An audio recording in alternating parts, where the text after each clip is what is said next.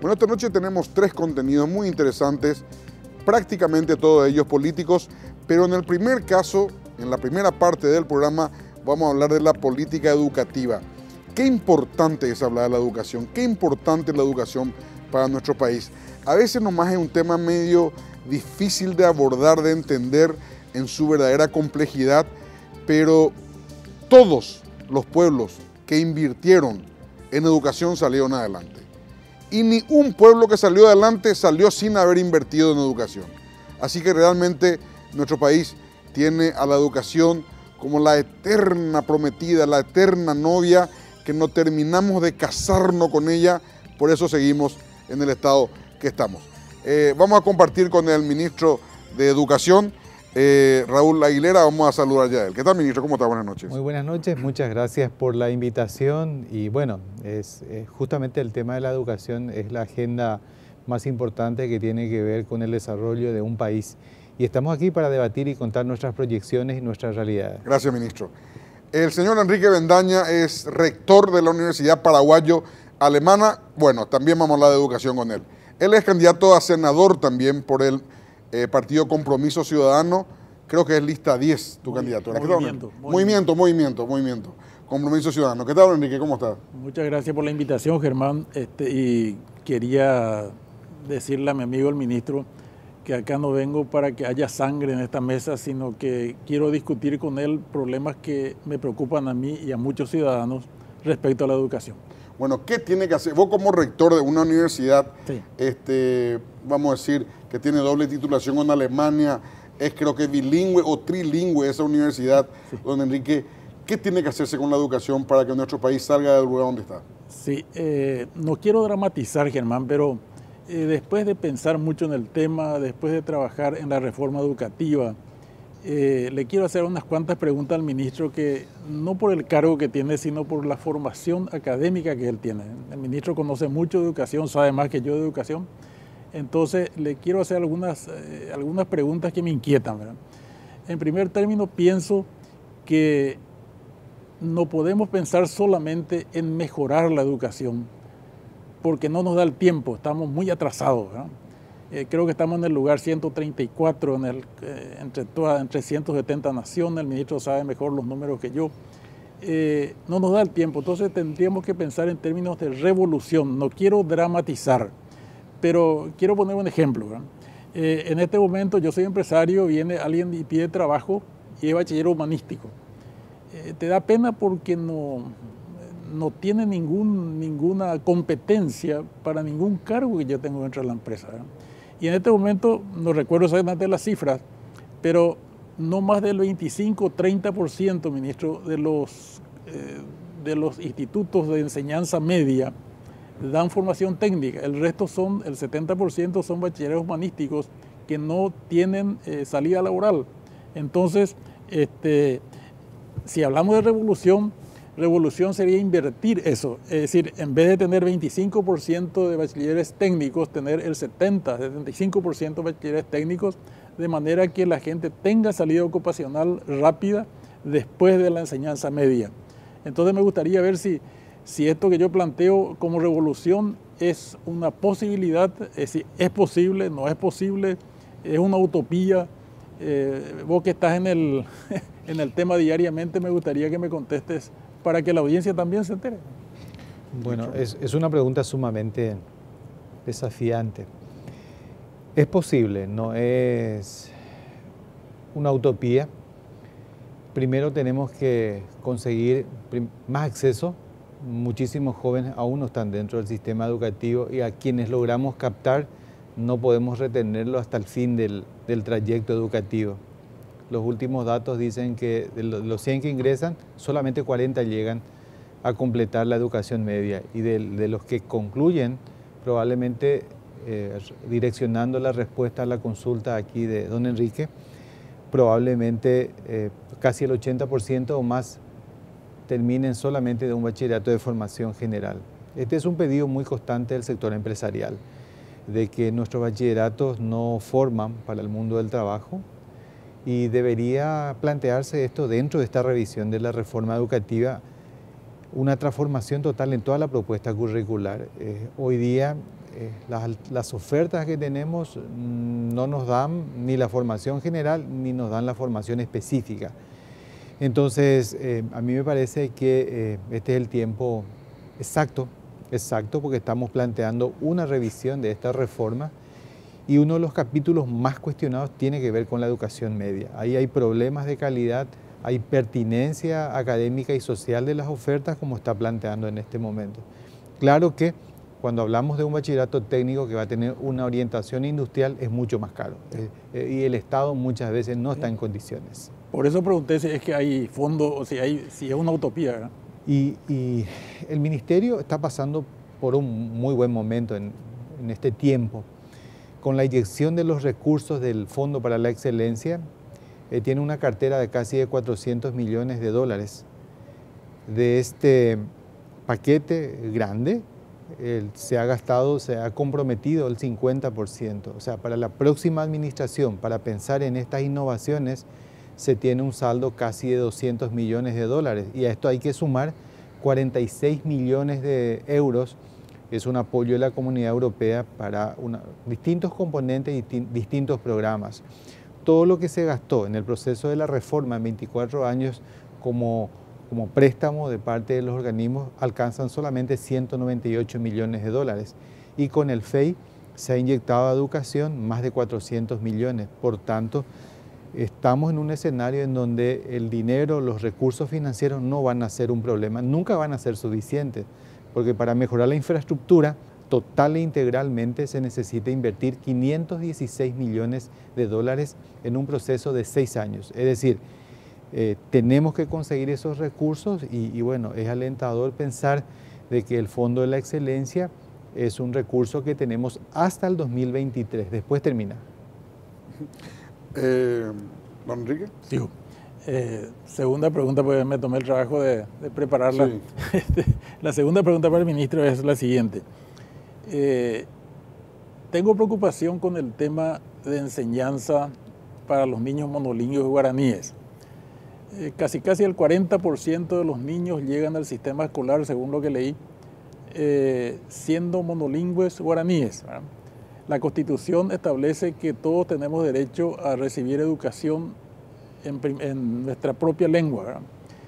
En el Ministerio existió alguna vez un programa, cuando yo estaba en el Consejo de la Reforma, en donde se enseñaba a los niños en guaraní, a los niños monolingües. El primer año se les enseñaba, digamos, para el público más sencillo, se les enseñaba 500 palabras del primer grado, otras 500 en el segundo, otras 500 en el tercero, y a los 10 años con el tercer grado teníamos un bilingüe coordinado, digamos, ¿verdad?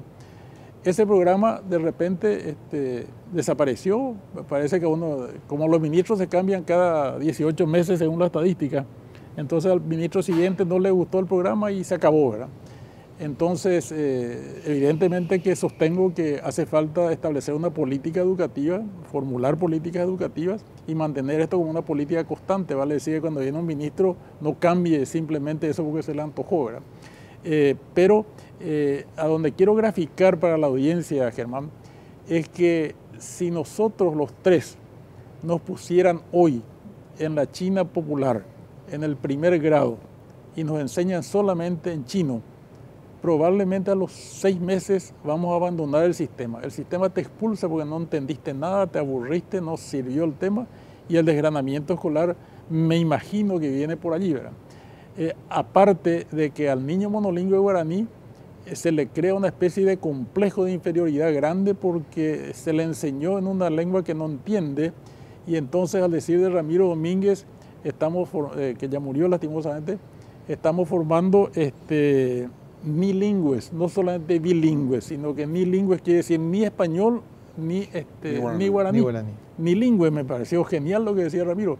Entonces, quiero ver si el ministro cómo ve esto, y cuando hablo de revolución estoy hablando de cambiar completamente el sistema, enseñar casi a la mitad de los niños en guaraní. No es de repente algún padre me va a decir, yo quiero que mi hijo sepa español, va a decir un padre como dicen los padres monolingües guaraníes.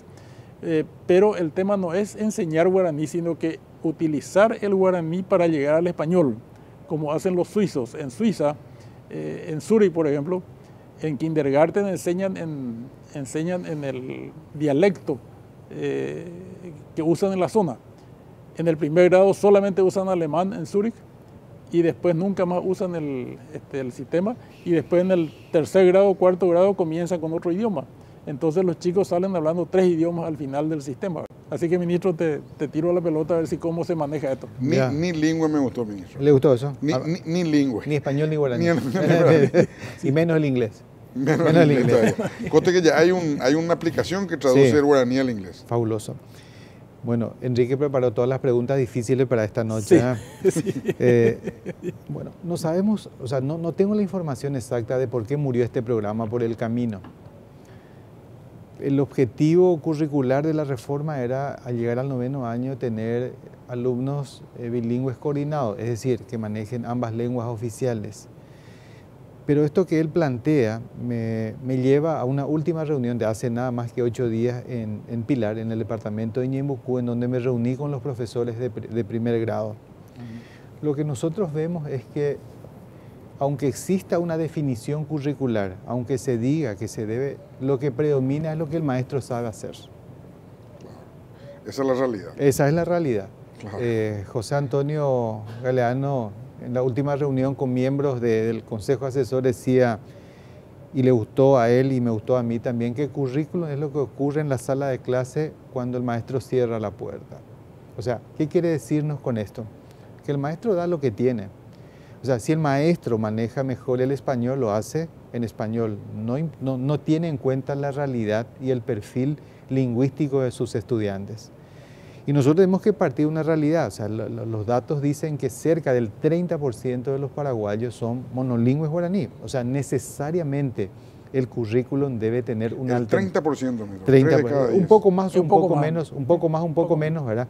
Pero en promedio, algunos sostienen que el 30%, o sea, el currículum debe tener una alternativa. Cuando decimos que el docente debe tomar la decisión, el docente toma la decisión de la lengua donde se siente más seguro. Entonces, aún en un contexto rural, en donde el L1 de la mayoría sea el guaraní y el profesor maneja rudimentariamente la lengua, lo hace en español. Entonces, es un problema. Por eso, a mí me parece interesante lo que Enrique plantea, de que muchas veces, por falta de decisión nuestra, el propio sistema educativo expulsa a los niños, con barreras burocráticas, con falta de estímulos en las aulas, ¿verdad? Con mala elección de los docentes para el primer grado. Y por esto que él mencionaba, creo que es un desafío para la próxima administración y dentro de esta nueva revolución educativa o transformación o reforma, tomar en serio este tema, ya que hay buenos estudios en Paraguay sobre este capítulo. Ahora, ministro, antes, don Enrique, de darte la palabra, todos estos temas que se pueden y se deben y se pueden hacer, ¿en qué periodo de tiempo se puede hacer? Porque a veces diagnosticar es medio relativamente fácil, ¿verdad? El problema es en la implementación, en llevar a la práctica todas esas ideas que suenan muy lindo, tienen mucha lógica, pero finalmente se pierden en el tiempo ante la realidad. Como decimos, la única verdad es la realidad, y la realidad es que no hay esa cantidad de profesores, en el caso del 30% de gente de los niños que hablan solo guaraní, y el resto de las cosas. ¿Hay tiempo? ¿Qué tiempo requerimos para eso? Bueno, nosotros creo que tenemos que hacer una proyección mínima de una política pública que no se corte con los cambios de gobierno o cambios de ministros. Esto ha sido un problema constante. En este periodo de gobierno, conmigo son 3 ministros de educación. Y aquí hay que convertir esta iniciativa en políticas públicas a largo plazo. Estimo que para que esto prenda y que debe ir en forma sostenida al menos 2 periodos, al menos 10 años. Eso significa tener equipos estables en el ministerio. Y la buena noticia, fuera de los recursos que anuncié, es que el ministerio desde el año 1943 por primera vez va a tener una carta orgánica. Una carta orgánica que fue producto de mucho debate, puede tener debilidades la carta orgánica, pero el próximo ministro que venga va a tener ya una estructura mínima de funcionamiento del ministerio, ya no va a tener la posibilidad de suprimir direcciones, agregar. y la ley ya trae competencias específicas. Por tanto, cuando hablo yo de un mejor escenario, me refiero a todos estos elementos que van sumando finalmente. Van sumando. O sea, no va a depender de la voluntad o del deseo del ministro nomás. Y no. Él ya va a estar medio encorsetado. A ver si entiendo bien nomás, ministro. Más o menos así es la palabra, ¿verdad? Y lo más interesante es que también dentro de la Carta Orgánica se establece una vinculación, y con el decreto reglamentario, una vinculación de la incorporación de educadores dentro del propio ministerio. Porque el ministerio no puede ser conducido por administrativos. Entonces, nuestra regulación ya permite hacer uso y tener el concurso de profesionales dentro del campo de la educación. Y esto es a largo plazo. Evidentemente que perdimos mucho tiempo y por falta de recursos no pudimos consolidar. Para que ustedes tengan una referencia, hace 10 años yo era el director general de Educación Superior. Tenía 1.300 millones anuales para capacitación docente. 2008. 2018 tenemos 50 millones de dólares. Hay una feroz diferencia. Hay una diferencia enorme. Es decir, ahora, la gente quiere resultados inmediatos en educación. No se va a ver eso. Lo que se puede ver son las cuestiones tangibles, los nuevos edificios, que también estamos atrasados con ese paquete de infraestructura, pero los cambios de conducta, la adquisición de nuevas competencias y habilidades, eso lleva un tiempo trabajar en educación. Quiero insistir en un tema que habló el ministro. La falta de políticas educativas que sean respetadas por el siguiente ministro son funestas. Es decir, la experiencia es funesta porque un ejemplo que el ministro debe recordar es que un ministro de los varios que tuvimos hizo un pedido a un organismo internacional. Consiguió una suma importante de dólares para formación docente. No me acuerdo cuánto era, tal vez 50 millones de dólares o cosas así. Se cambió el ministro, vino uno nuevo y dijo, no, esto vamos a usar para construir 2.000 escuelas. ¿Por qué? Porque es más lindo, era fundamental inaugurar escuelas, se ven las cosas, la formación docente no se ve, entonces eso no trae votos. Y cambió la cosa, ¿verdad? Entonces hoy tenemos el sistema que tenemos con maestros que de repente van a un examen y no pasan las 4 operaciones fundamentales, ¿verdad? Así que le quería preguntar al ministro a ver si cómo podemos hacer para que eso sea una cuestión constante, es decir, ponernos de acuerdo, cómo hacer declaraciones fundamentales, que son las políticas. Le tiro el tema al ministro.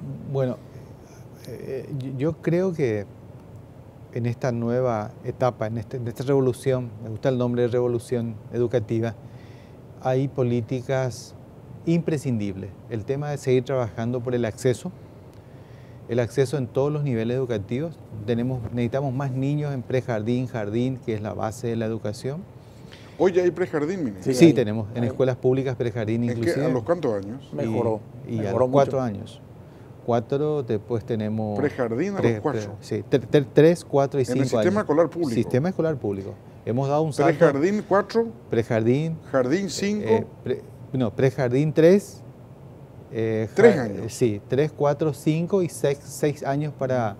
O sea, al llegar a los primeros años ya estuvieron 3 años. Estuvieron 3 años. Y ahí hay que... Hoy hay eso. Tenemos ya en muchas escuelas públicas. Y hay mucha presión. Anteriormente era terminar el 6º grado, terminar el 9º año. Ahora los padres exigen ya tener su preescolar, su jardín, inclusive su prejardín. Pero no todo el país, ministro. No todo el país. El programa, ¿Y por qué motivo? Y por problemas de recursos. Este año hay 0 crecimiento de rubros docentes, pero también hay que decir la verdad, tenemos que reorganizar los recursos que tenemos. Tenemos personal supernumerario, docentes supernumerario en muchísimos departamentos por la baja de la matrícula. Necesitamos reorganizar. O sea, hay maestros que tienen 1 o 2 alumnos. Hay maestros y ese es todo un problema para nosotros. ¿Por qué? Por el tema de la potenciación de las instituciones. Hay escuelas que se mantienen con 10 alumnos, porque el Estado debe garantizar el derecho de la educación, pero con un sistema diferente que tenemos que potenciar, el sistema multigrado o plurigrado que tenemos en Paraguay. En muchísimos lugares, especialmente en Ñembucú, tenemos ese sistema aún porque no hay forma de llegar con los grados completos. O sea que hay un dicho que me gusta mucho siempre, ministro. Decía un expresidente de Harvard, si creemos que la educación es cara, probemos con la ignorancia. Es muy fuerte. Termina siendo mucho más cara. Sí. Y en esta... Pero me pone feliz eso que decís, ministro, que hay muchos recursos. Sí, hay. Eso es sin tocar todavía la plata que en teoría vamos a repartir de Itaipú, que teóricamente parte de eso va a ir a la educación también. Hoy escuchamos con beneplácito que uno de los candidatos al presidente habló inclusive de la posibilidad de asegurar, porque los recursos del FEI van hasta el 2023. ¿Qué FEI, ministro? Fondo para la Excelencia y la Investigación Educativa. Eso va hasta el 2020. Se asegura unas partidas para financiar programas puntuales del sector educación.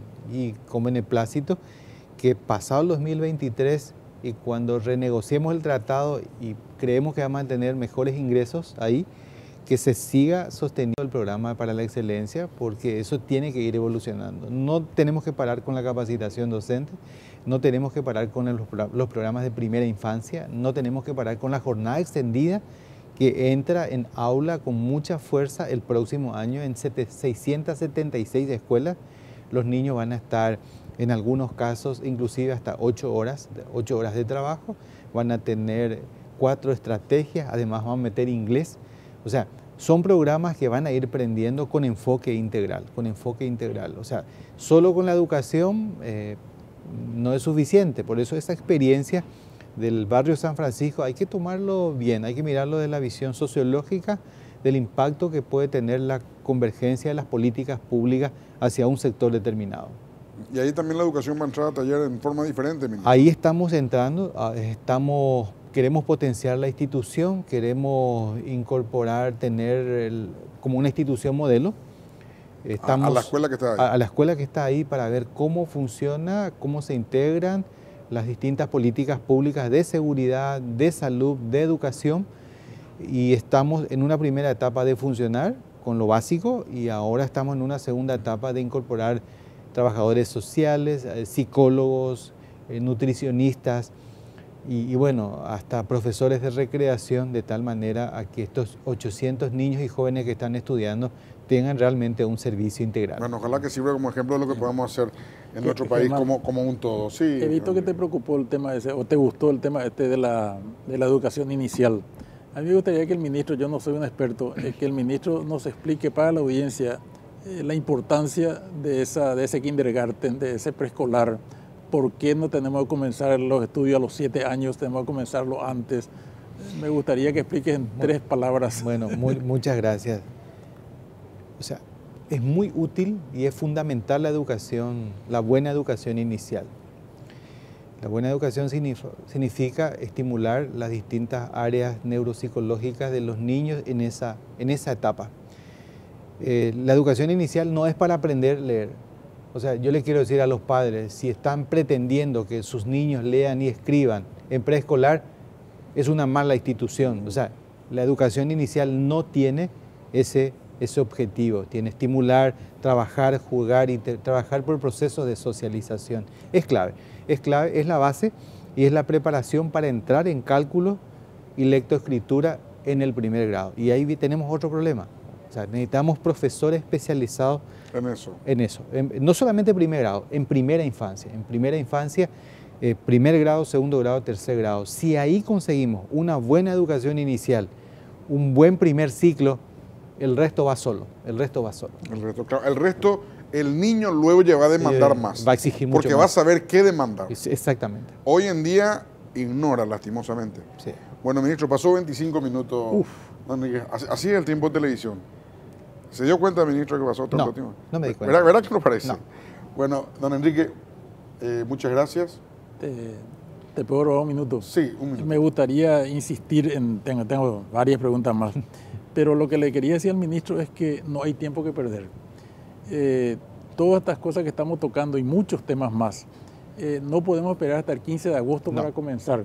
Me gustaría que este ministro, esta administración, comience con los planes y que le obliguemos de alguna manera al próximo ministro a aceptar lo que ya se estableció como política de Estado. En algún momento hablamos con el ministro de la posibilidad cierta de establecer o tener un Congreso Nacional de Educación para establecer estas políticas. Entonces yo insto al ministro a que llame a ese Congreso lo más rápido posible, que no perdamos tiempo. Y que ahí fijen reglas que después no se puedan cambiar. Así es. Así es. Muchas gracias, don Enrique. Vos sos candidato a senador, ¿eh? Dicen. Dice. Si hay votos, sí. Sí, hay votos, sí. Bueno, muchas gracias, ministro. Germán, Muchas gracias. Vamos a ir hablando de este tema, es fascinante, don Enrique. Realmente. Realmente, ministro, yo suelo decir de que ustedes saben que Corea, un gigante en el mundo, Samsung, una empresa de Corea, es una de las empresas más grandes del mundo. Corea construye barcos, aviones, vehículos, todo lo que construye Corea es increíble. Hace 50 años producía menos Producto Interno Bruto per cápita que nosotros. En 50 años, hoy tiene un nivel de primer mundo. Muchas gracias, ministro. Para seguir pensando. Muchas gracias. Breve pausa y volvemos.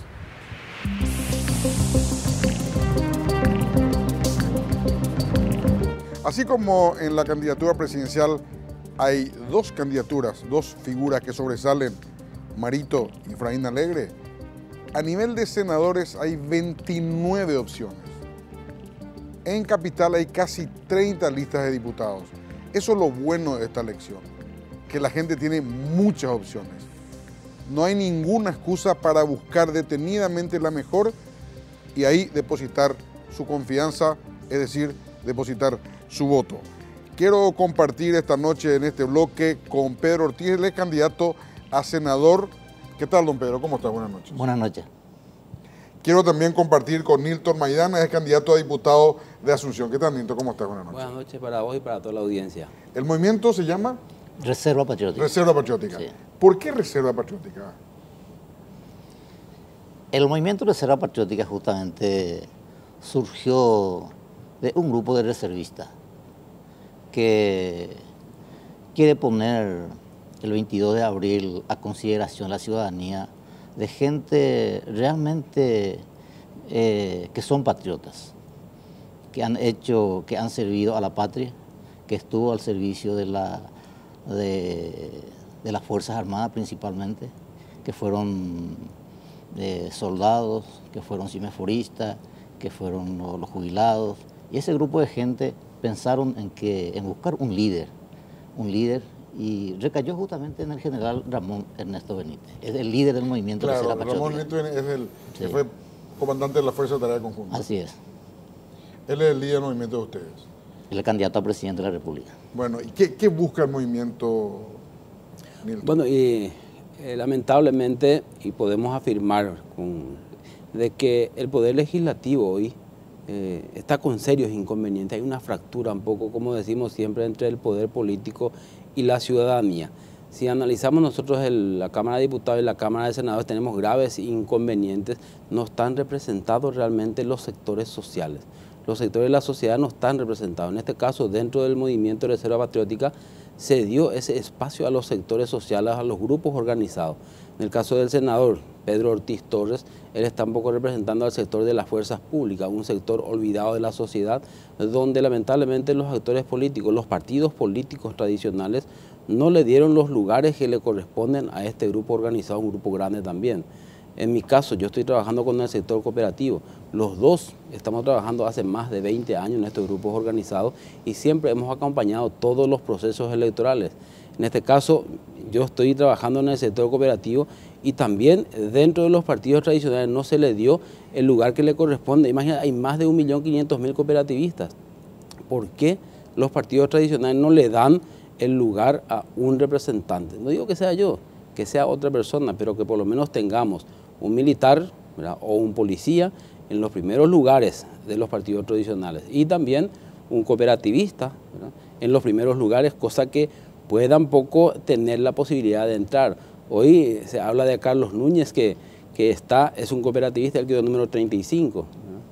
Entonces quiere decir que no se le dio tampoco los lugares en los partidos tradicionales. El otro, el general Bernardino Soto, creo que quedó 38 dentro de la lista de senadores. Entonces vemos realmente una necesidad de ir ocupando estos espacios y yo creo que los partidos tradicionales a partir de estas elecciones también van a tener un poco, no sé si una lección, pero van a entender de que también se debe trabajar con el pueblo, no solamente con los actores netamente políticos, porque nosotros con Pedro Ortiz nunca hemos trabajado en política, ¿no? Siempre hemos trabajado en las organizaciones gremiales y entendemos de que este es el momento de que tenemos que darnos cuenta de que nuestro país necesita un cambio. Bueno, muchas veces decimos que son los mismos políticos los que estamos. Y bueno, es cierto que son los mismos políticos, pero también es cierto que cuando hay otras opciones, la gente no opta por ellas. Entonces, ¿quiénes conforman esos grupos que terminan siendo lo que dominan en la Cámara de Diputados, en la Cámara de Senadores? Es el pueblo.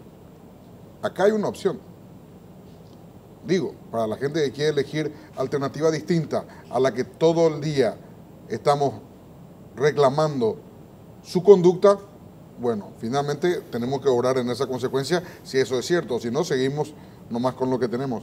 Pedro, si yo te doy un papel y te digo, decime un proyecto de ley que vos lo convertirás directamente en ley. O sea, una ley que yo te digo, tenés el voto de tus otros 124 colegas parlamentarios. ¿Cuál sería esa ley que vos aprovecharías para hacer pasar automáticamente? ¿Cuál sería? Mira, una persona es producto de su entorno. Y en este tipo de eventos tan importantes que unas elecciones generales, uno tiene cierto compromiso con su sector y se compromete a trabajar para ello. Yo también hace rato quise completar un poco el concepto. Este no es un grupo de militares ni policías solamente.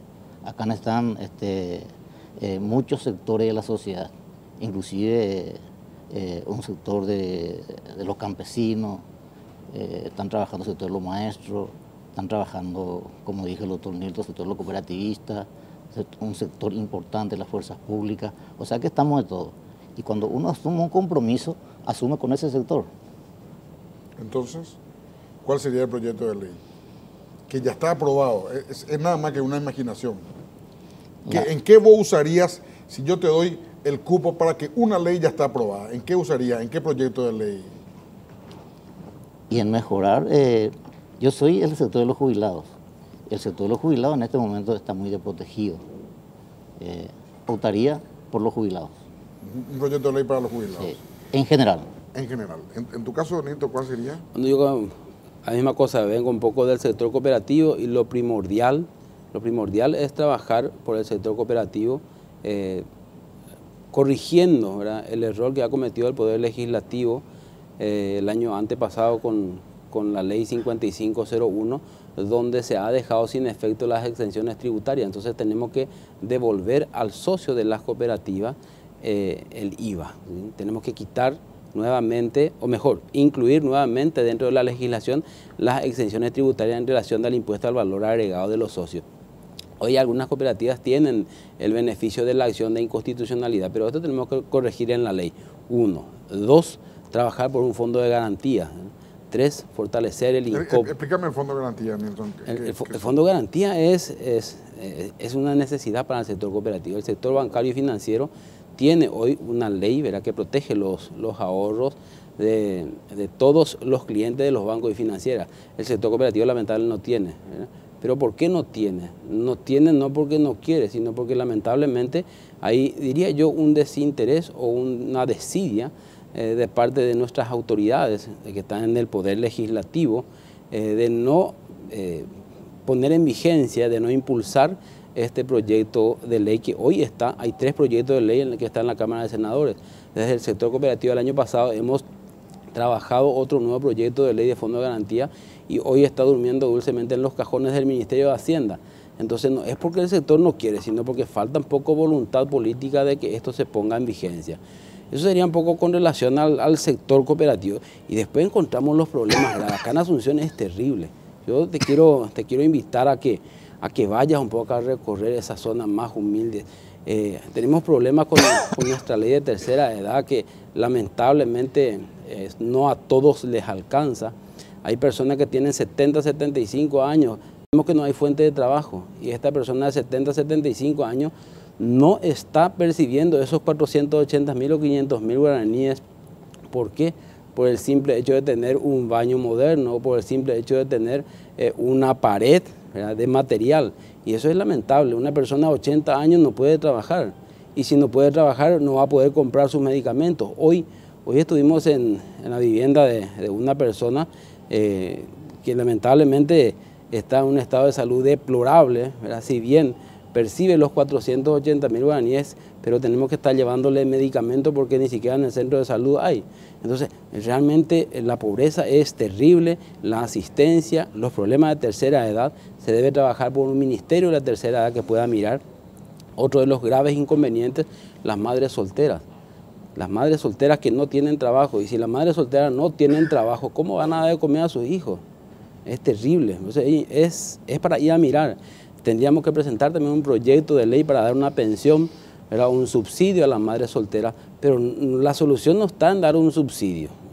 Hay que dar un subsidio, pero y tiene que ir acompañado con políticas públicas del Ministerio de Salud, trabajando un poco lo que es la salud reproductiva. Entonces, solamente con eso vamos a poder ir sacando a la gente de la pobreza extrema. Y otras medidas que acá en Asunción, ¿verdad?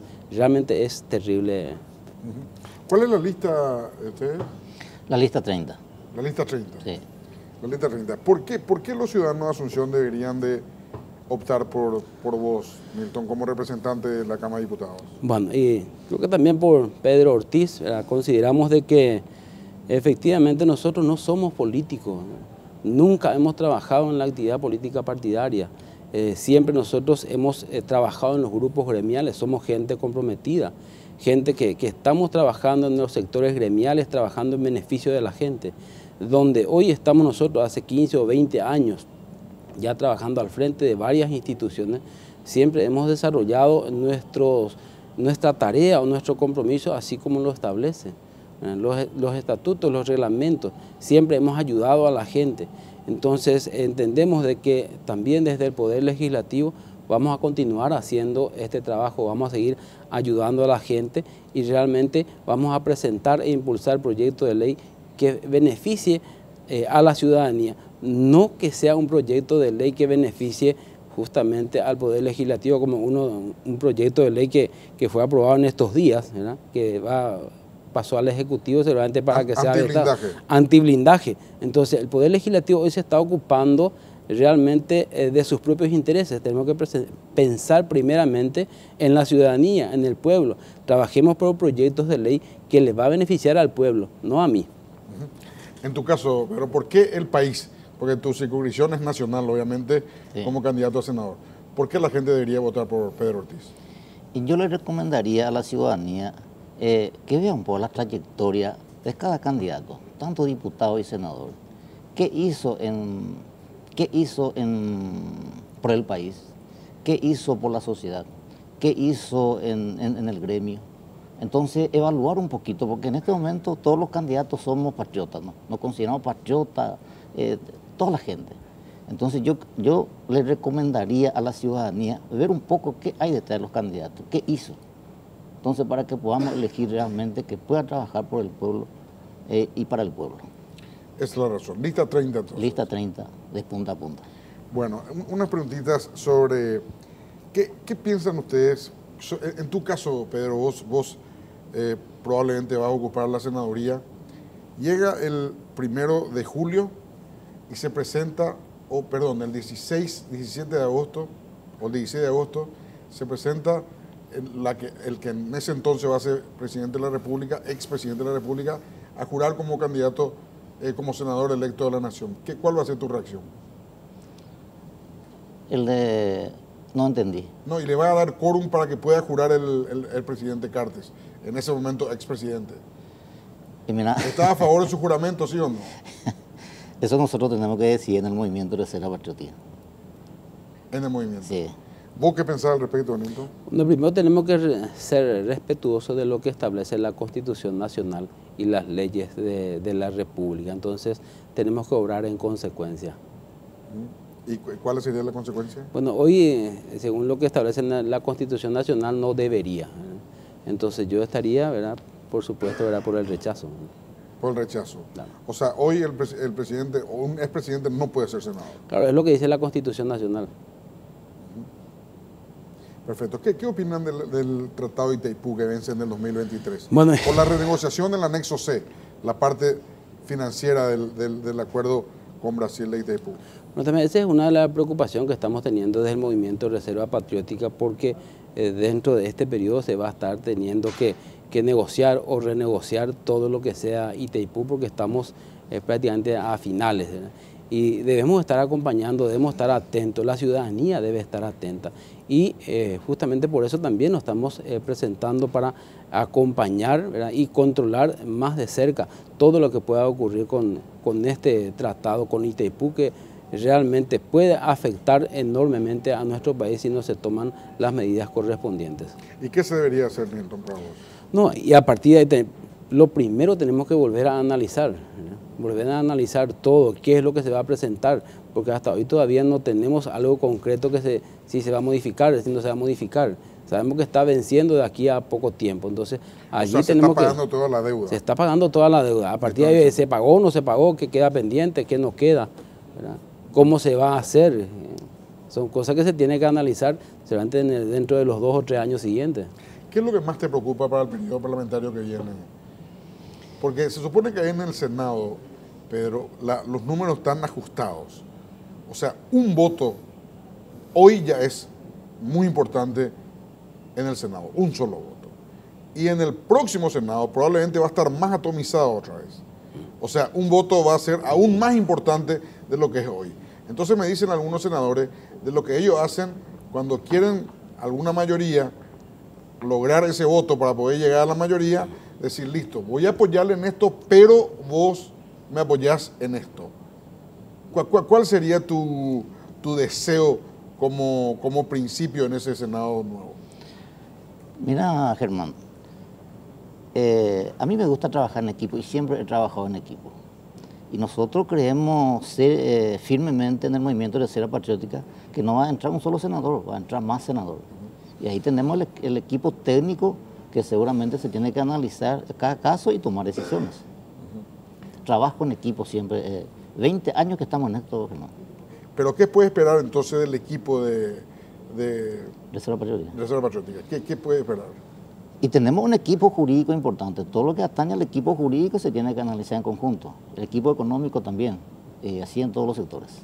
Y en la educación, por ejemplo, ¿qué se tiene que hacer según vos? Digo, por ley. En este caso, ustedes van a hacer las leyes. Educación. Educación.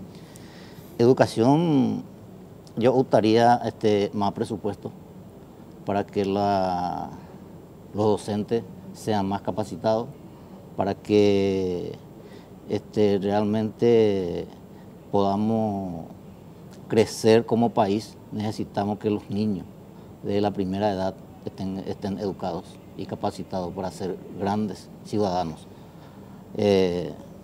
Vemos el presupuesto de Bolivia, por ejemplo. Ellos tienen invertido mucho más en educación y nosotros estamos un poquito estancados. Sabemos que los fondos jubilatorios más deficitarios del sector público es el de los militares. Sabemos de que en países vecinos, cuando eso ocurrió, generalmente fue perjudicando a los jubilados. Y cada vez percibían menos, se les fue bajando la jubilación con respecto a los activos, que es lo que dice la propia Constitución. ¿Qué pensás hacer con ese respecto si sos electo, Pedro? Es que voy a ser electo, Germán. Yo voy a ser senador. Las fuerzas públicas realmente es un sector muy deficitario para la caja fiscal, pero tampoco los militares y policías tienen la remuneración que debería de tener. Una alta graduación de un militar no alcanza los 10 millones de guaraníes. No alcanza. No alcanza. Y el militar, hay demasiada gente muy preparada que se dedicó ante toda su vida para ser un buen militar. Y jubilarse con menos de 10 millones de guaraníes, para mí que es una injusticia. Y la deficiencia que pueda tener la caja fiscal, hay que ver cómo solucionar. Tiene que haber algunas fórmulas de cómo solucionar. ¿Y cuál sería tu fórmula, Pedro? Y la fórmula sería, por ejemplo, acá falta que el impuesto a las hojas, que siempre se intentó muchas veces y no se pudo conseguir. Y hay otro impuesto también que se puede destinar y por qué no un porcentaje de Itaipú o de Yacinetá, también que se vaya a las fuerzas públicas. O sea que existen muchas opciones para que uno pueda cubrir eso. Nilton, sabemos que Paraguay es uno de los países con más penetración de las cooperativas. Creo que estamos segundo en el mundo. Si mal no recuerdo, nos gana Alemania y en segundo lugar ya estamos nosotros. Las cooperativas son elementos de desarrollo de sus socios. Impresionante. La cooperativa universitaria es un gigante, la cooperativa de producción en el sur y en el Chaco, ni qué decir, en el Chaco, en el medio del infierno verde ahí del Chaco, crearon un polo de desarrollo impresionante, básicamente con las cooperativas. Digo, ¿qué podemos hacer más? ¿O el paraguayo no le gusta trabajar en cooperativas? ¿Qué podemos hacer más para que eso llegue a más gente a partir de incentivos del Estado? Bueno, te cuento, primeramente, en realidad la cooperativa no solamente desarrolla al socio, en realidad el trabajo de la cooperativa es lo que impulsa el desarrollo de nuestro país, ¿no? Y eso lamentablemente nuestras autoridades no lo tienen en cuenta, no lo tuvieron en cuenta cuando quitaron las exenciones tributarias con relación al IVA. Acá lo que se tiene que hacer es lo que dice la Constitución Nacional, fomentar la creación de las cooperativas. Tenemos que ver, impulsar las cooperativas de trabajo, impulsar lo que son las cooperativas de producción. Realmente ahí está el desarrollo. Pero ¿qué pasa? Hoy día lamentablemente tenemos limitaciones en los recursos para el Instituto Nacional del Cooperativismo, de que podría estar invirtiendo mucho más para la creación y para el sostenimiento de estas entidades. Hay varios proyectos donde Itaipú Binacional ha entrado a trabajar con las cooperativas de producción, ha puesto al servicio de la cooperativa y de los socios, tractores, semillas, pero esto tiene que ser continuo para que realmente impacte, ¿verdad? No es solamente un mes o 2 meses o 6 meses, tiene que ser todos los años, y esto realmente va a permitir un desarrollo económico de nuestro país. Otro de los problemas y de los inconvenientes que estamos teniendo acá en Asunción es el tema de los gancheros, o esto que juntan las titas, ¿verdad? Eso tenemos que tratar de organizarles. O sea, el Estado tendría que preocuparse, si no es el Estado, la Municipalidad de Asunción. Acá en Asunción tenemos un gran problema. Yo estuve de visita el año pasado por Brasilia y allí organizaron una cooperativa de gancheros. Y los gancheros estos están trabajando de manera totalmente organizada, ganan el doble del salario mínimo. ¿Y por qué eso no se puede hacer acá? Solamente a partir de su organización. Solamente a partir de su organización. ¿Por qué? Porque ahí ya ellos juntan en un solo lugar, ven la forma de distribuir, no le están vendiendo a cualquiera, entonces ya ellos directamente transportan y venden, ¿verdad?, al que va a estar exportando o al que va a estar procesando al mejor precio. El Estado le provee de vehículos, ¿verdad? ¿Para qué? Para que no tengan que estar pagando fletes. O sea, tiene que haber también un acompañamiento del Estado o en su defecto acá de la municipalidad. Hay mucha gente humilde que está en la extrema pobreza, que está viviendo de eso y que podría realmente tener una mayor rentabilidad que hoy no se está aprovechando. El INCOP debería ser un ministerio. Claro, también dentro de la propuesta vamos a presentar justamente el pedido de que sea un ministerio para el sector cooperativo. ¿Por qué? Porque es uno de los sectores de la economía nacional mucho más grande. En la parte financiera tenemos casi el 20% de la torta financiera del país está manejado por el sector cooperativo. Los ahorros, los créditos, imagínate, miles de millones de guaraníes. Una masa de plata impresionante. Es una masa de plata impresionante, ¿verdad? Entonces el Estado tiene que tomar conciencia de eso. Por eso que nosotros decimos, es un sector importante de la sociedad que no ha sido tenido en cuenta. ¿Para qué? Para estar en el poder legislativo, ya sea en la Cámara de Senado y Diputados. Imagínate todo lo que se puede presentar hoy, yo te cuento, con esta ley de presupuesto y con este artículo 59, lamentable, que vino aparentemente a pedido del Poder Ejecutivo, donde se limita el descuento hasta el 50%, va a generar o puede generar un descalabro financiero sin precedentes en nuestro país. Y nuestros legisladores agarran y aprueban una ley y el Ejecutivo pone en vigencia. Hoy está generando un inconveniente. De aquí a 2 o 3 meses, si esto no se resuelva, va a generar un caos financiero. Entonces, Así es. Tenemos que tener conocimiento de lo que está en el Poder Legislativo para hacer las cosas en forma, Germán. Exacto. El tema de la cooperativa es todo un tema y genera muchísima riqueza. El ejemplo no solo a nivel nacional, sino a nivel internacional. Y bueno, recorremos lugares donde la cooperativa pone sus raíces y en el Chaco uno recorre y parece directamente otro país. 20 kilómetros después es directamente totalmente inhóspito. Bueno, entonces lista 30, señora, ¿verdad? Lista 30. Lista 30. Bueno, muchas gracias, Pedro. A ustedes. Muchas gracias por venir. Muchas gracias, Néstor. Muchas gracias. Muchas gracias. A la vuelta de la pausa vamos a estar con Fernando Lugo, Sixto Pereira y Carlos Filisola. Todos ellos senadores y candidatos de vuelta al Senado de la Nación. Pausa y volvemos. Presidente, buenas noches, ¿cómo estás? Un gusto estar aquí en La Clave, en este programa, y saludo a la teleaudiencia. Realmente que estará pendiente de lo que podamos conversar aquí. Carlos Filisola, buenas noches, ¿cómo estás? Buenas noches, Mavi. Buenas noches a la teleaudiencia de La Clave. Sixto Pereira, buenas noches, ¿cómo estás? Buenas noches, Germán. Saludo a la audiencia. Bueno, senador, presidente, ¿cómo te puedo llamar? ¿Cómo te sentís más cómodo que te llamen? Porque en teoría es presidente sos toda la vida. O sea, ese cargo ya no se sale. Es como embajador. Así es. Si uno es embajador, ya es toda la vida embajador. Y ahora en senador, tu caso, ¿no? Ahora senador. Pero presidente es más, pues. Entonces, al más antiguo siempre, ¿verdad? Pero vamos de menos a más.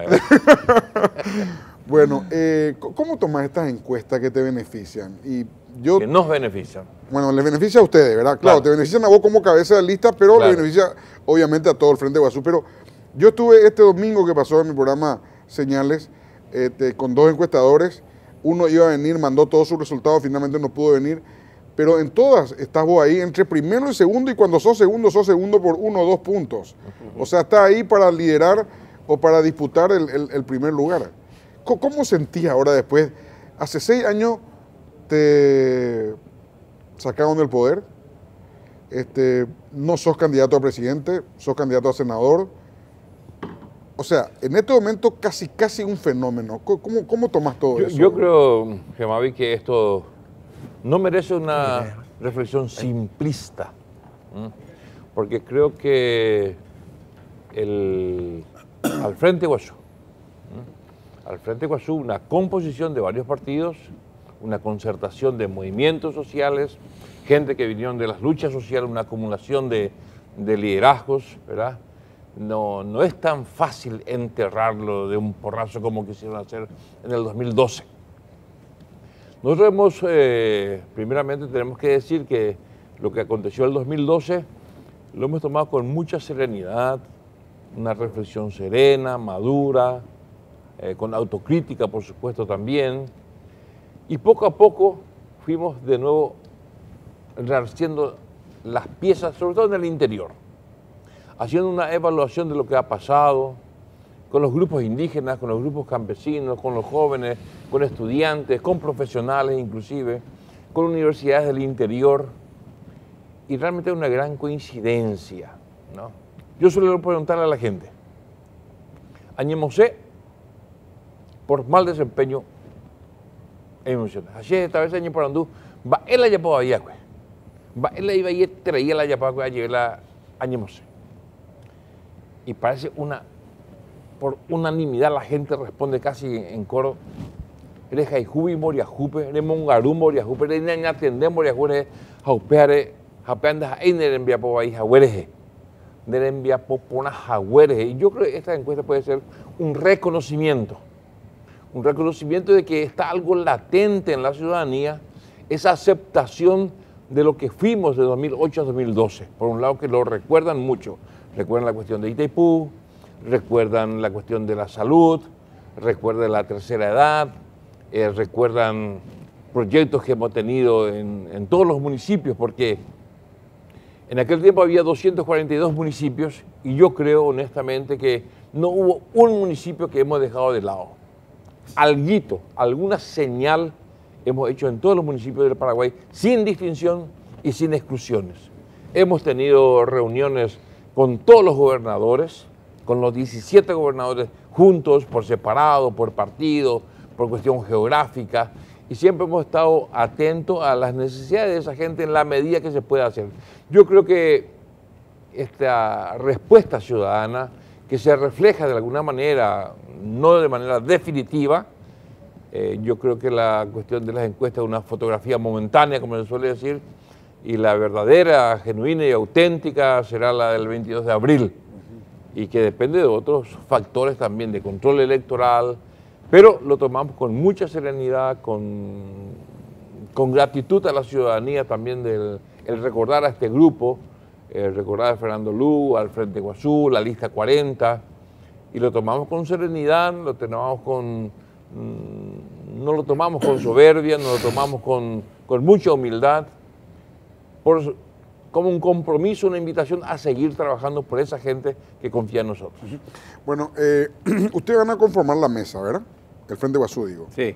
Va a conformar la Sí, mesa, o sea, sí, va a haber sí. un hombre de Frente Guazú Sí, o un miembro, ¿verdad? así es. Un miembro del Partido Colorado y un miembro del Partido Liberal. Sí. Ahora, sabemos claramente de que en la elección, presidente, lo que vale es lo que está en las actas. ¿Sí? Y las actas se cambian. Hay una negra experiencia en eso, especialmente en tránsito, muchas veces a la entrega, ¿verdad?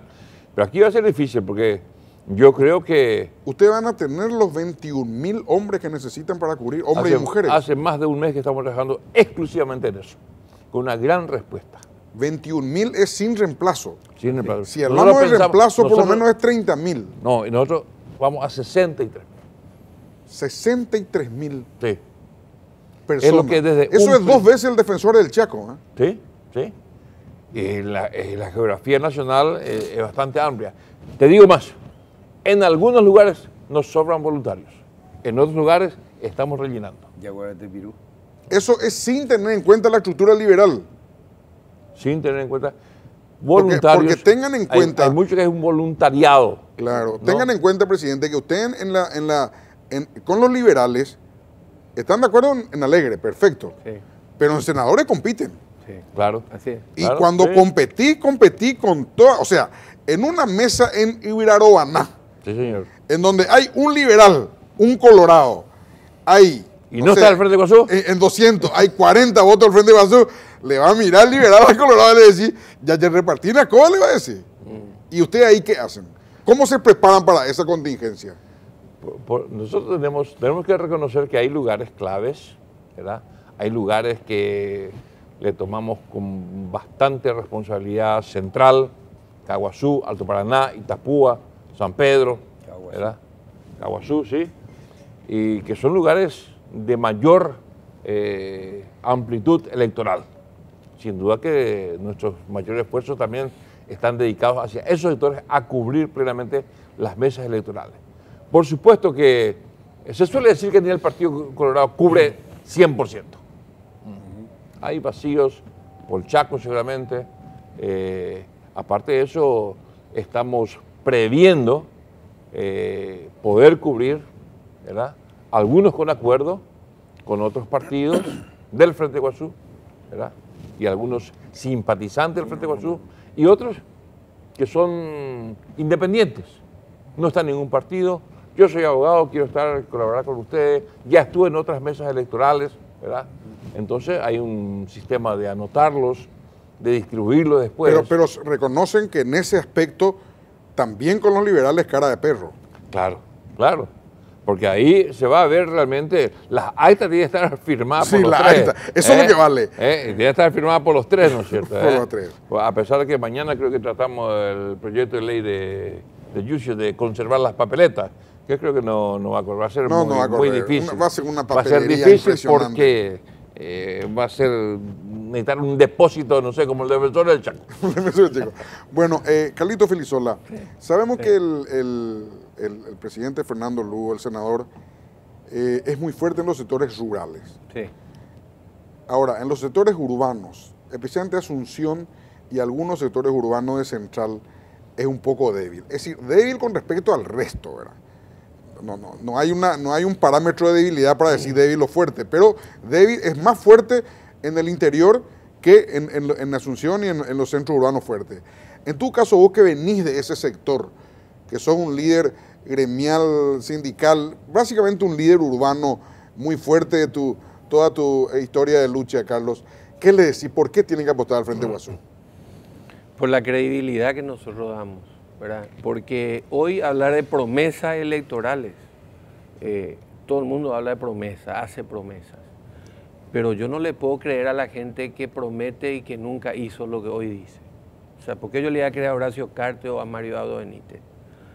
Si el mismo proyecto que está hace muchos años, Cartes hoy, que no hizo absolutamente nada, o sea, al contrario, y se fue para atrás en cosas que hemos avanzado nosotros con el gobierno de Lugo, caso salud pública.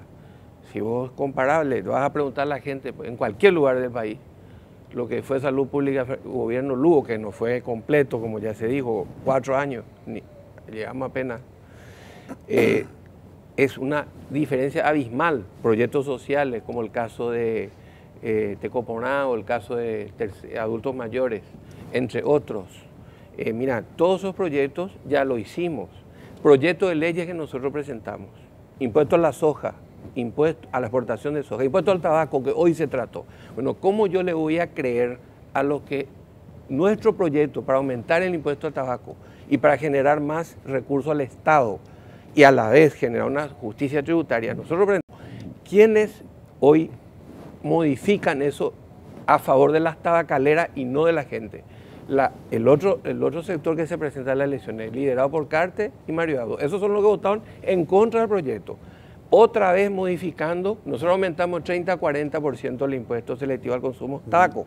Hoy bajaron nuevamente, segunda vez que nos hacen eso, nosotros presentamos el nuevo proyecto 30-40, somos los más bajos de la región en cuanto a impuesto al tabaco. Bajaron y dicen hasta 22%, ¿sí? O sea que pueden poner menos incluso. ¿Quiénes hicieron eso? La lista que se presenta liderada por Cartes Mario Abdo, ¿verdad? Entonces, ¿cómo yo le puedo creer a esa gente? Te doy algunos ejemplos, te doy el de hoy, impuesto al tabaco. Nosotros vamos a seguir luchando cuando vuelva a senadores para que se vuelva a aumentar 30-40, piso 30, que es el menor. Mira, el mínimo después en la región de Bolivia que tiene 50, 60-70 Argentina, Argentina, Uruguay. Brasil, ¿sabe cuánto tiene? 300% impuesto selectivo al consumo del tabaco. ¿Por qué? Porque es una cosa que afecta a la salud y por justicia tributaria. Entonces, vos me preguntás por qué el sector urbano y también el rural, porque yo no estoy muy de acuerdo contigo en que Fernando Lugo no entre en los sectores urbanos. Yo estoy convencido que sí entra en los sectores urbanos. Y hemos estado en Central. Ayer nomás estuvimos en Central, en San Lorenzo, con lluvia y todo. Y con lluvia y todo, mucha gente. San Lorenzo. Estamos acá a unos kilómetros, poco de Asunción. Pero Central tiene 1050 asentamientos.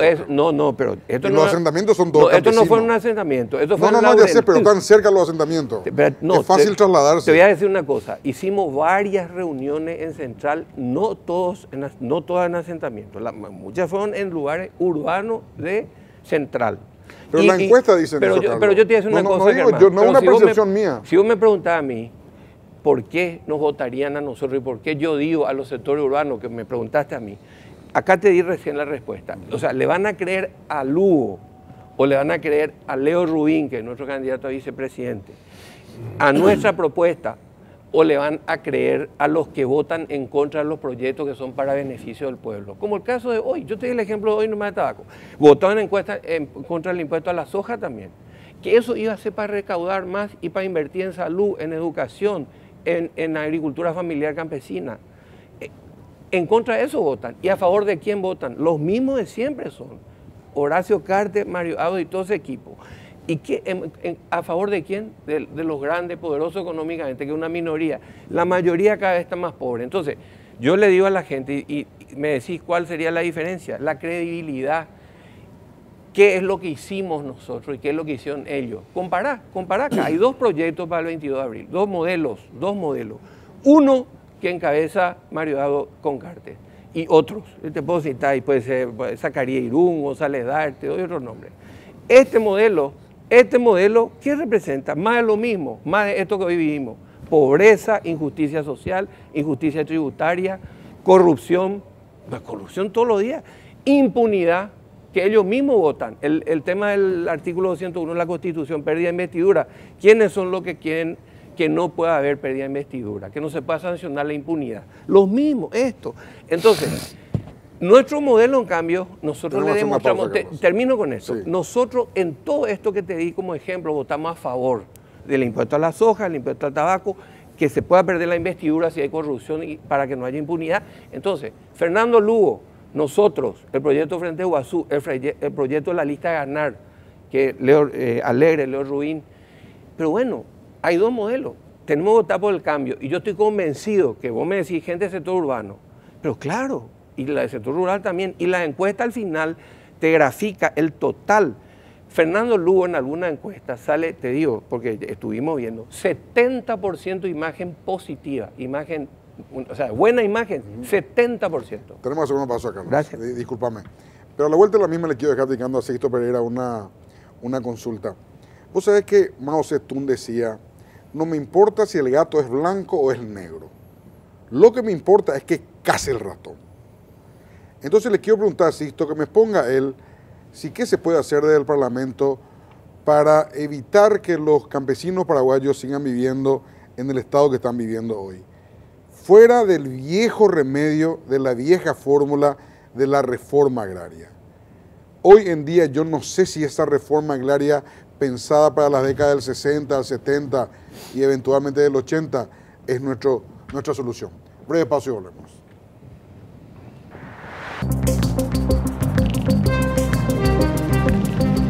Presidente, todo parece indicar, según la encuesta, siempre yo digo según las encuestas, claro, ¿verdad? No es lo que me parece a mí, es lo que dicen las encuestas y todas. En eso hay casi unanimidad de las 5 o 6 encuestas que yo pude ver. Vos vas a tener una cantidad importante de senadores. Según las encuestas, siempre un mínimo de 10. 10. Por encima incluso. Bueno, ya sé, por eso hablo de un mínimo, ¿verdad? ¿Cómo vas a usar eso, presidente? La gente se pregunta, presidente. Ayer comenzamos a hablar eso en la bancada. ¿Cómo van a...? Porque va a tener un arma, a veces con 2 votos uno hace un show en la Cámara de Senadores. Sí. Hoy somos 5, ¿no? Hicimos mucho. Hoy somos 5. Mucho show. Y bueno, imagínate si tenés 10 o 11 o 12. En primer lugar, va a ser un esfuerzo grande mantener la bancada unida. Lo famoso en Paraguay, los partidos tienen 2 o 3 bancadas, A, B, C, ¿no es cierto? Y eso tiene sus bemoles también. Nosotros ayer ya habíamos conversado, Ayer hablamos, ayer. Tuvimos reunión de bancada ahí en casa y habíamos conversado de hacer ya este compromiso de mantener una sola bancada, entremos lo que entremos. Y conste que había gente que pronosticaba que no íbamos a entrar los 5. Iba a ser 3, que iba a disminuir, ¿verdad? ¿No? Después, algunos dicen que 7. Yo creo que va a ser un buen número significativo en el Parlamento, con una capacidad de trabajo, con una capacidad de producción, con una capacidad de disciplina dentro de la bancada, como lo hemos hecho estos 4 años, casi 5 ya que estamos ahí en el Parlamento, lo que estamos ahí. Vamos a estar de nuevo los 5 y otros más que se van a ir sumando y van a hacer aportes, porque son de diferentes formación también lo que vendrán. Siempre nosotros decimos que una de nuestras debilidades es que no hay un abogado entre nosotros. Hay un médico, ahora va a haber 2 médicos, 3 médicos posiblemente, ¿verdad? ¿Dónde está? ¿Vinieron ahí los médicos? Sí, hay y uno bueno, más, Esperanza Querey. Allá está Jorge Querey. Sí. Tercer médico. Marco Fariña. Abogado. Están ahí todos. Sí. Ahora, y disciplinado en el equipo, pues. Es disciplinado no hay otra manera. Equipo, Mira, yo creo que hubo bancadas muy disciplinadas como la de UNACE, por ejemplo. ¿No? Sí, en su momento. En su momento fue de 8, 10, ¿cuántos? 9 senadores. Una bancada muy disciplinada. 9. Y creo que nosotros tenemos diferencia al interior, ¿no? Tenemos diferencia, discutimos. Hoy mismo estábamos discutiendo, ¿verdad?, la cuestión de la renuncia del vicepresidente Fara. Tenemos discusiones internas muy vivas, muy candentes, ¿verdad? Pero al momento de expresar, digamos, el criterio, la decisión de la bancada, normalmente una bancada disciplinada, una bancada que se esfuerza por discutir, a pesar de que muchas veces también decimos, no estoy tan convencido, pero por la unidad de la bancada me uno, digamos, a las voces de la mayoría. Y nada reemplaza la unidad. Y yo creo que es una de nuestras fortalezas que valoramos muchísimo. Así es. Ahora, lo que te pregunto, senador, es, la definición del poder es la capacidad de conseguir que persona o personas hagan algo o dejen de hacerlo. Es decir, vos con el poder que va a tener la Cámara de Senadores, especialmente en Cámara de Diputados, no sé si va a tener la misma suerte, senador, pero en Cámara de Senadores la suerte está para darse de esa forma. ¿Cómo vas a usar? ¿En qué? Vamos a suponer que vos decís, ¿sabes qué? A mí me importa que Cerro sea campeón de la Libertadores. Bueno, ¿qué podemos hacer en la Cámara de Senadores? Te digo cualquier cosa. Sí. No, yo tengo una idea, no lo hemos discutido todavía, pero por ejemplo, que la administración del poder sea plural. Que sea plural. Porque la composición del Senado va a ser plural. Y no puede ser que sea unicolor, por ejemplo. Por supuesto que vamos a ser consecuentes con lo que ya hemos pedido con aquella terna de fiscales para la Fiscalía General del Estado que viene unicolor. Si la composición es plural, es multicolor, también las decisiones tienen que ser, hoy mismo tenemos una conversación con algunos colegas del Partido Colorado, que conversamos bastante porque hay gente muy accesible, muy abierta, y decíamos, bueno, nosotros tenemos dos temas. Una cuestión es la cuestión de una constituyente y otra cuestión es la cuestión de la justicia, que está muy desprestigiada hoy. Por supuesto que coincidimos, pero no va a ser solamente esos temas, que esté en un acuerdo político amplio, en donde los otros partidos, miembros también del Parlamento, tendrán su participación y su cuota de participación en el poder y de aporte y de contribución y de complementación. En ese sentido yo creo que nuestra preocupación seguirá siendo ese gran déficit que tenemos en las políticas sociales de nuestro país. ¿Y hacer qué desde el Parlamento para eso? Y por supuesto poder, en la cuestión presupuestaria, por ejemplo, en la cuestión de que Sixto aporta muchísimo, en la cuestión de agraria. Nosotros hablamos con yo creo que relanzamiento de la agricultura familiar campesina, darle las herramientas jurídicas, legales. Hoy mismo tuvimos una conversación también, ¿verdad?, con todos los bañados de Asunción, de un proyecto de ley de facilitar la titulación en los terrenos que estaban 20, 30 años. Y les recordaban a Carlos. Hay un libro, senador, que si no tenés, voy a regalarte el mío, que está todo escrito, pero igual te va a servir, de Hernández Soto. Es un economista peruano que dijo, la solución a la pobreza las tienen ellos.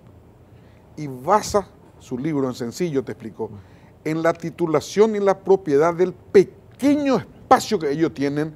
Eso le empodera para de ahí conseguir el pequeño capital con el cual van a empezar a salir del estado donde se encuentran. Es toda una tesis en un libro, no recuerdo el nombre del libro, pero Hernández Soto, me acuerdo, el economista peruano que es asesor de muchos gobiernos, inclusive de países del primer mundo, que ahí está la solución.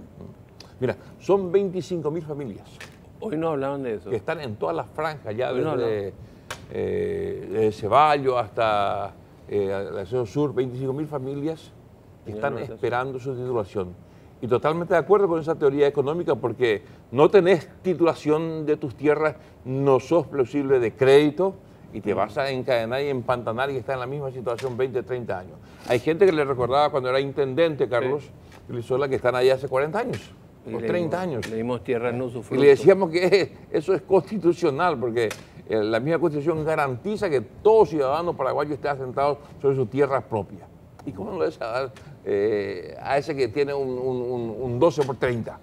Así mismo. Y lo que hoy señalabas, los asentamientos que están alrededor de más de 1.000, ¿verdad? Más de 1.000 que están a las buenas de Dios, ¿verdad? Que fueron expulsados del campo. Yo creo que muchos no volverán a la ciudad cuando tengan la garantía de que la pequeña agricultura familiar campesina... O sea que los chinos, senador, tienen esta particularidad. Creo que los ministros o los que van a administrar instituciones que manejan plata tienen como obligación pasar 8 días en una cárcel antes de asumir el cargo. para que sepan ya ellos qué les espera si es que roban. Y en este caso yo creo que a los ministros del Poder Ejecutivo habría que enviarle a dormir una noche nomás en los asentamientos. Una noche. Vos querés ser ministro del Poder Ejecutivo, el presidente Lugo, anda a dormir una noche en el asentamiento y venís a ser ministro. Para que ellos sientan en carne propia el dolor que han de sentir esa gente todos los días. Cuando llueve tormenta, yo me imagino cómo ha de estar esa gente. Yo creo que muchas veces nos falta sensibilidad y la falta de sensibilidad hace que seamos injustos al juzgar a gente que no sabemos cómo es lo cotidiano de la vida de ellos. Ahora, voy a tratar de hacer una imaginación,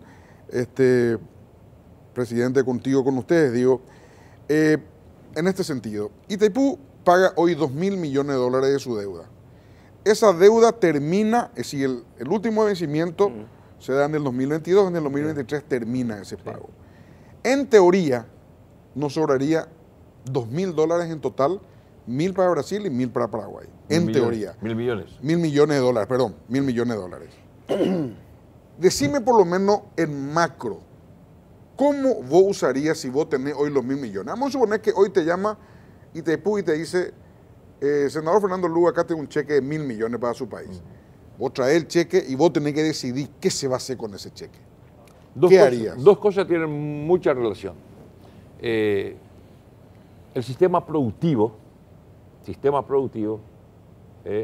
para la pequeña agricultura familiar campesina y las pequeñas empresas también, las pymes, ¿verdad? Que son pequeñas empresas, muchas son familiares, que están ahí trabajando, los productores de miel, los productores de dulce, los productores de hortalizas también, las pequeñas, hay familias que tienen producción de vestidos, ¿verdad? Yo creo que necesita un pequeño impulso para ampliar y amplía también lo que se necesita mucho en Paraguay, poder garantizar puestos de trabajo. En una familia, incluso hasta el vecino tiene un puesto de trabajo en la pequeña agricultura familiar campesina. Yo creo que esos recursos que se tendrán tienen que invertirse en sistemas productivos. O sea, generación de riqueza en síntesis. En generación de riqueza para que la inequidad sea menor en el futuro. ¿Y qué más? Carlos, ¿vos qué crees? Tenemos poquísimo tiempo, pero si me puedes resumir en resumidas cuentas, si hoy yo le entrego a ustedes, digo al senador Fernando Lugo porque es el líder de ustedes, pero si vos tenés que decir, te llama el senador Fernando Lugo y te dice, acá tenemos $1.000 millones, ¿qué hacemos con esa plata? Invertimos en el área social. Somos el país de menor inversión, de menor gasto social en la región. Gasto social, salud pública, educación, los programas sociales, que son los que se fomentaron en el gobierno Lugo. Invertí en eso. Hoy la gente se queja que no se le paga la pensión por los adultos mayores. La gente que tiene personas con discapacidad, los sectores, los pequeños agricultores, los pequeños productores agricultores, el tema de salud pública, te vuelvo a decir. Nosotros, si tenemos esa plata, parte, obviamente, inversión social. Vuelvo a decirte, en la región somos el de menor gasto social, menor inversión social. Nosotros tenemos que apuntar a los sectores vulnerables. No como, por eso te decía, hay dos modelos ahora para el 22 de abril. Dos modelos hay. Este que hoy está, siempre ha invertido en los sectores privilegiados, que es una pequeña parte de la población. Si nosotros tenemos ese dinero, Germán, vamos a invertir en los sectores mayoritarios, en el sector campesino, los pueblos originarios.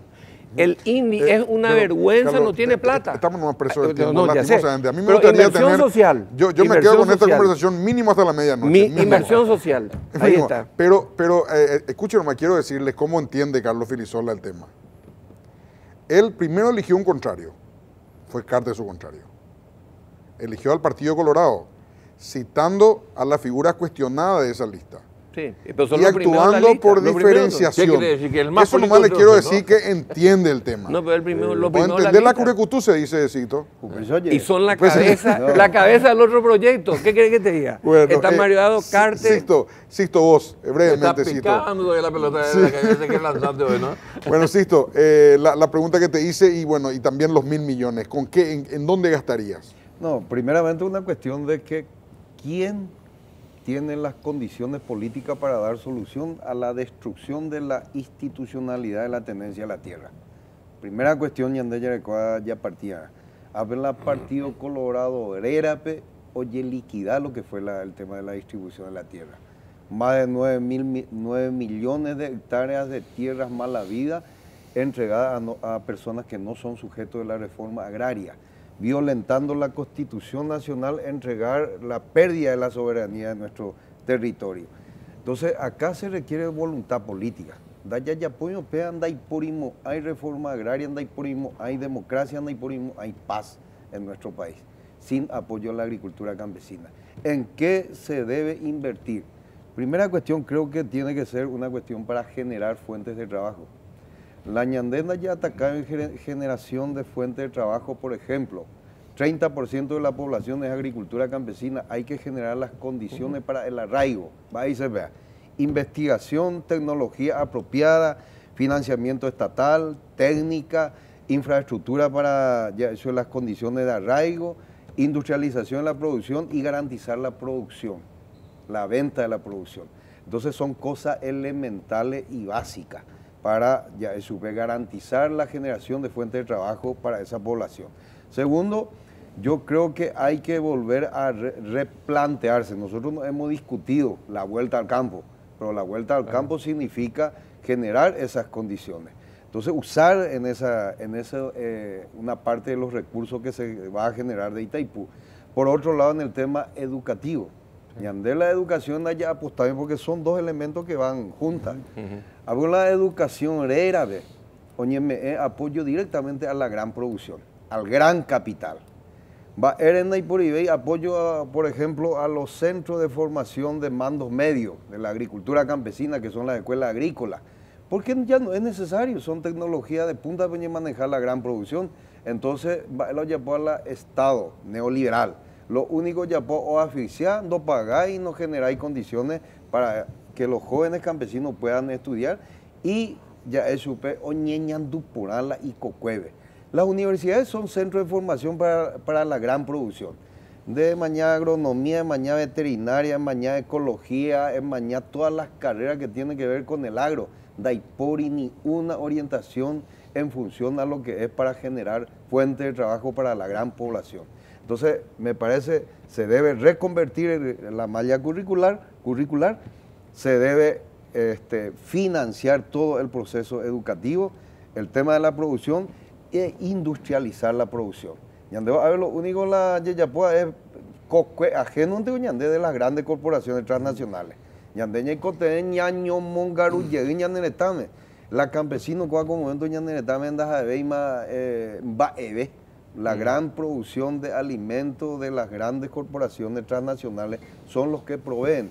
Pear en la gobierno de Cartepe ya se pone ni una cosa no ya puede relacionada al tema de la reforma agraria, menos todavía con el tema de la agricultura campesina. Simplemente arroí o 20 de basura, 2 kilos balanceados. Eso no es política a la agricultura campesina. Bueno, le expulsan los campesinos de sus tierras. Así es. Peor. Bueno, senador, le agradezco mucho, señores senadores, le agradezco mucho. Un gusto. Ustedes no me preguntaban, pues yo le iba a decir qué haría si tengo los $1.000 millones.